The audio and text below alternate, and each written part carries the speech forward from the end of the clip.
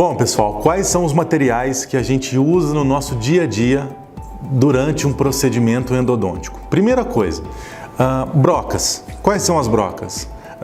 10-12, 10-13, 10-14, tá? Brocas esféricas, 10-16. Obviamente que, se você for selecionar os materiais para o dentista poder operar, né, por exemplo, o molar, você não vai selecionar ali uma broca 10-12. Por quê? Porque ela é muito pequena para fazer abertura. Tem que ser uma broca um pouco mais bojuda, uma broca, vamos falar assim, um pouco mais gordinha, tá? No caso 10-15, 10-16.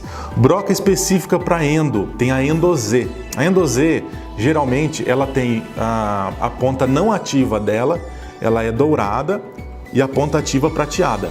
Qual que é a função dela? A Endo-Z não tem corte na ponta, tá?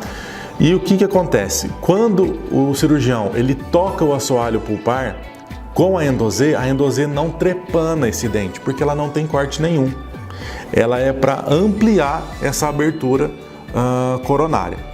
Isolamento absoluto. O isolamento absoluto, vocês também já viram em outras disciplinas, como a dentística, por exemplo, materiais odontológicos que a gente já teve. É o mesmo isolamento absoluto utilizado em outras disciplinas. Ele não é específico para endodontia. Ele vai ter o grampo, vai ter o lençol, vai ter o arco, tá? Vai ter a pinça, porta-grampo. Então é o mesmo isolamento. Quais as funções do isolamento absoluto? É uma boa pergunta, inclusive de concurso para você estudar. Fica a dica aí.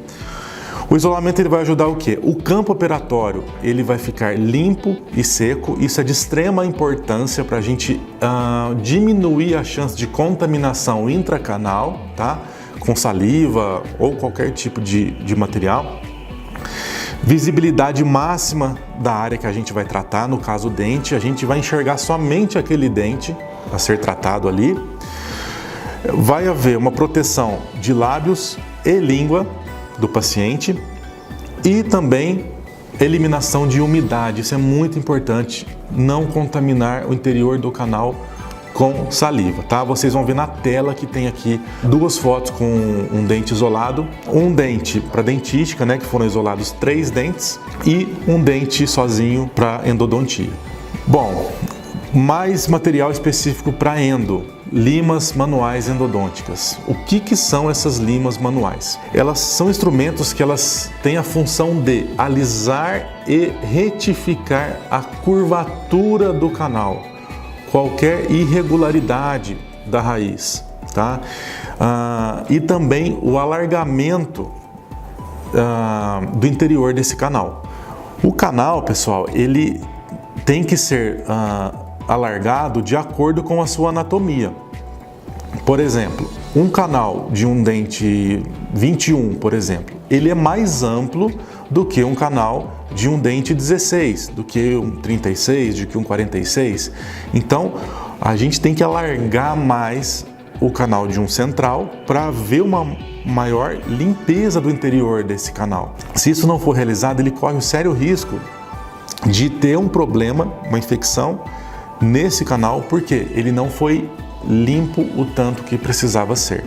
As limas, elas são parecidas com pequenas agulhas e elas têm o cabo colorido. As cores das limas, elas são universais. O que isso quer dizer? Em qualquer parte do planeta que você for, a lima 10, ela vai ter o cabinho roxo.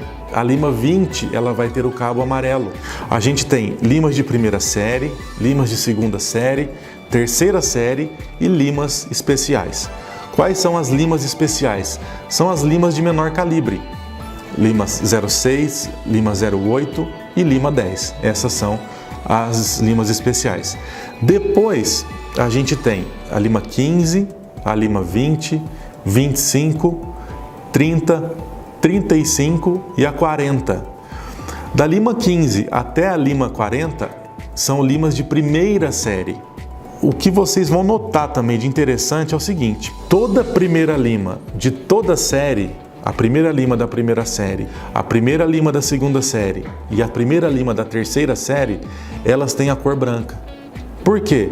Para a gente saber que aquela é a primeira lima daquela série respectiva. E assim por diante. A segunda lima de qualquer série, ela tem a cor amarela. A terceira lima, cor vermelha. Limas endodônticas, elas são usadas para quê? O nome já fala, endodontia. Professor, eu posso usar uma lima numa cirurgia? Dificilmente você vai usar uma lima na cirurgia, tá? Eu posso usar uma lima para me auxiliar num tratamento de implante? Obviamente que não, tá? Ela tem a função dela, que é o tratamento endodôntico. O tamborel é onde a gente coloca as limas para poder levar dentro do conduto radicular. A gente não pode simplesmente deixar a lima em cima do cart, deixar a lima em cima da mesa. Por quê? Porque vai haver uma contaminação dessa lima e no momento que eu levar a lima dentro do conduto, vai contaminar o conduto, tá? Esse tamborel, geralmente, eu coloco o hipoclorito de sódio a 2,5%. Outro material que a gente tem é uma régua milimetrada. Olha só, o nome dela já fala. Ela tem marcações de milímetro em milímetro. Professor, por que isso? Todo canal radicular ele tem um comprimento de trabalho. Ele tem uma extensão específica que eu não posso ultrapassar essa extensão e nem fazer o tratamento aquém a essa extensão total do comprimento de trabalho. Então eu vou saber através da régua milimetrada exatamente quantos milímetros que eu estou usando a minha lima endodôntica, seja ela manual ou seja ela automatizada, tá? Em relação à irrigação do canal, aos cones e os cimentos obturadores, que são materiais já para o final do tratamento, a gente vai ter o seguinte. Primeira coisa, vamos definir aqui o que é e para que serve a irrigação e a aspiração de um canal radicular. A endodontia, gente, ela é um ato operatório, tá? É uma cirurgia, vamos chamar assim. A questão da irrigação, ela consiste em quê? Lavar a cavidade pulpar e onde se aloja ali o canal radicular com uma substância adequada. Nesse caso, eu estou falando da minha experiência, hipoclorita a 2,5%. Algumas pessoas usam clorexidina, outras pessoas irrigam com hipoclorito a 0,5%, a 1%, tá? Isso vai do dentista que você está trabalhando. Então a gente tem a irrigação e simultaneamente a gente tem a aspiração. A gente vai sugar essa solução de dentro do canal radicular. Professor, eu não posso deixar essa solução lá dentro? Não, não pode. Por quê? O fluxo de irrigação juntamente com a aspiração vai fazer com que as partículas em suspensão elas saiam de dentro do canal radicular, promovendo uma limpeza química desse canal radicular, tá? Voltando aqui na tela com vocês, vocês podem ver agulhas hipodérmicas. Alguns dentistas ainda usam essas agulhas, elas são metálicas. Eu particularmente não gosto, porque o diâmetro delas é muito grande e a gente não consegue alcançar o comprimento de trabalho até onde a gente precisa. Então eu uso basicamente essa Navy Tip, que são essas coloridinhas que vocês estão vendo aqui. Elas são fininhas e a gente consegue chegar até o comprimento de trabalho. Professor, onde que é o comprimento de trabalho? Geralmente ele fica a 0,5 milímetros aquém do ápice. O que é o ápice? Se vocês lembrarem da aula de anatomia que eu tive com vocês, o ápice é o quê? É aonde está o final da raiz. E a gente tem aqui também capillary tip, que são essas usadas para aspiração do canal radicular. Professor, eu tenho uma no consultório que ele é um pouquinho mais grossa, eu não posso usar ela? Não, não pode usar. Por quê? Quando a gente for fazer a obturação desse canal radicular, ele tem que estar seco. Não se esqueça disso. Ele não pode estar molhado, não pode estar úmido, tá? Isso vai prejudicar no andamento do tratamento. Ah, professor, mas já limpou o canal inteiro, já tirou a polpa, alargou o canal. E o hipoclorito, ele vai limpar? Eu concordo. Mas ele vai alterar as propriedades do cimento obturador. E isso não vai dar certo. Saindo um pouco da irrigação, pessoal, já movendo para os cones agora. O que são os cones obturadores de gutta-percha? É o material obturador mais utilizado hoje. Eu já vi canal obturado com cone de prata, tá? Mas cone de prata eu nunca nem procurei saber se alguma dental vende cone de prata, porque hoje em dia não é utilizado. Cone de prata apareceu quando eu fui fazer um retratamento de um canal de um paciente e esse paciente havia tratado esse canal há muitos anos atrás, tá? Eu só vi isso uma vez e dá o que fazer para tirar esse cone de prata de dentro do canal. Dá muito trabalho, ok? O cone de gutta-percha ele foi introduzido na odontologia em 1827.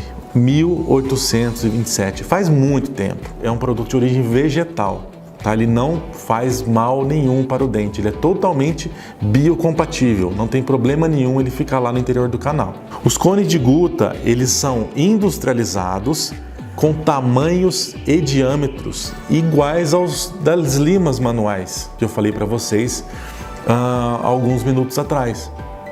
E olha só, cada lima ela tem um cone correspondente. Por que isso? Se eu for alargar um canal até a lima de número 3002, não adianta eu introduzir um cone 3502, 4002, que esse cone não vai chegar até o comprimento de trabalho. Então o cone que eu vou utilizar no conduto radicular é compatível à última lima que eu utilizei, seja a lima manual ou seja de um sistema automatizado. Como vocês podem observar aqui na tela, tem alguns cones aqui e tem uma caixinha de cone que ela tem cone 15, cone 20, 25, 30, 35 e 40. O que eu gostaria que vocês observassem aqui? As pontinhas dos cones, elas têm cores e as cores correspondem às mesmas cores das limas. Falando agora de cimento, não é cemento, pessoal, é cimento com I, tá? Porque cimento é uma outra estrutura. Ok? Ela faz parte da anatomia. Cimento endodôntico. Qual que é a função do cimento? Eliminar o espaço que ficaria entre o cone de gutta-percha e as paredes do canal. Essa é uma das principais funções do cimento. Por quê? Não pode ficar nenhum espacinho entre o canal e o conduto radicular. Nada. Tem que vedar isso, tem que ser hermético. Não pode passar nada ali. Isso é uma das principais funções do cimento. Tipos de cimento. Tem muitos cimentos hoje, tá? Coloquei aqui na tela, como vocês vão ver, cimentos à base de óxido de zinco, eugenol, cimentos resinosos, cimentos à base de ionômero de vidro, cimentos à base de hidróxido de cálcio e outros por aí. Eu coloquei aqui os que mais são utilizados hoje em dia, tá? Como que é feita essa espatulação? Tem cimento que a gente não espatula, ele já vem pronto para ser inserido no canal radicular. O que eu falo para os meus alunos? Gente, sempre leiam o manual do fabricante. Qual que é o manual do fabricante? No nosso caso aqui que a gente está falando de cimento, é a bula. Cada fabricante fez o processo de um jeito. Não é porque você manipula o cimento A de uma maneira X que você vai manipular o cimento B da mesma maneira X. Marcas são diferentes, substâncias químicas que compõem o cimento são diferentes. Tempo de espatulação é diferente. Será que eu posso espatular sobre uma placa de vidro? A placa tem que ser grossa? Pode ser sobre papel? Não sei, tem que ler a bula, tá? Sempre. Como vocês podem ver aqui na tela, coloquei o Endofil, que é um dos cimentos que eu acho que o pessoal usa em grande escala, e também o H+. O H+, a qualidade dele é muito superior ao Endofil. Vocês podem ver que são duas bisnagas. A gente mistura essas duas bisnaguinhas e tá pronto, não precisa manipular. O Endofil, a gente tem que dosar pó e líquido, que aí fazer a espatulação corretamente. No próximo vídeo, vocês vão ver comigo motores. Ué, professor, mas motor não é só para implante? Não, a gente tem motor na endodontia também, tá joia? Até o próximo vídeo.